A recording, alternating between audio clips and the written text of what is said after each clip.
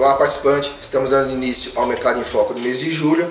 Vou iniciar com o cenário local, depois passo para o cenário externo e finalizo com a parte dos investimentos. Bom, mês de julho tivemos a reunião do cupom, foi realizada nos dias 15 e 16 de julho. Sem surpresas, ele manteve a taxa Selic em 11% e a manutenção da expressão neste momento. Parte do mercado interpretou que o fato dele repetir a expressão neste momento poderia haver uma possibilidade de redução de taxa de juros nas próximas reuniões. Mas na ata, divulgada posteriormente, ele ressaltou que o mercado estava interpretando de forma errada e que ele não contemplava uma redução de taxa de juros no seu cenário base.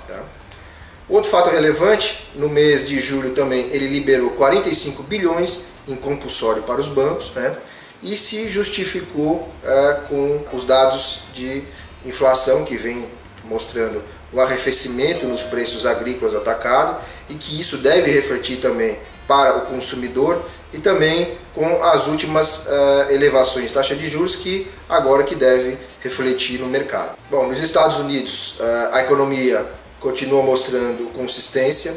Nós tivemos a divulgação do PIB do segundo trimestre com um crescimento de 4%.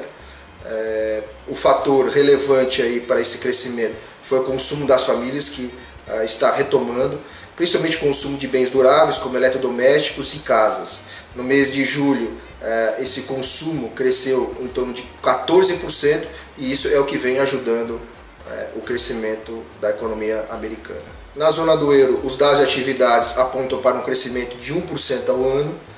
O grande problema, a grande preocupação do Banco Central Europeu continua sendo a inflação, que ainda continua rodando em patamares muito abaixo do esperado. Na China, no mês de julho, os dados divulgados de atividade mostraram uma recuperação, graças aos incentivos setoriais que o governo chinês já vem implementando nesses últimos meses, e também pela retomada da economia global. O fator de risco que ainda preocupa o governo chinês é a parte da construção civil, que ainda continua apresentando dados de contração.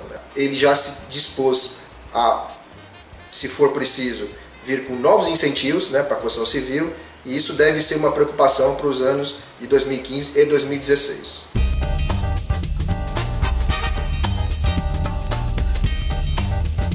Indo para os investimentos, iniciando pelo plano BD, mês de julho foi um mês bem positivo. Nós fechamos com uma rentabilidade de 1,09 contra uma meta de 0,64. No ano estamos com uma rentabilidade acumulada de 8,47 contra uma meta de 7,32. No mês nós tivemos o destaque positivo, que contribuiu positivamente para o alcance do resultado, foi a carteira de renda variável, com uma valorização de 4,44%. Diferentemente do mês anterior, o segmento de estruturados, que vinha apresentando uma retomada, caiu 0,74% no mês de julho.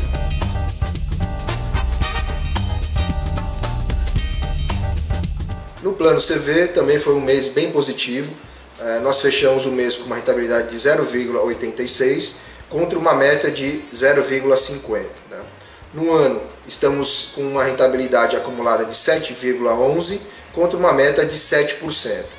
O destaque positivo no mês de julho para o plano CV foi a carteira de renda fixa, que rendeu 0,89%.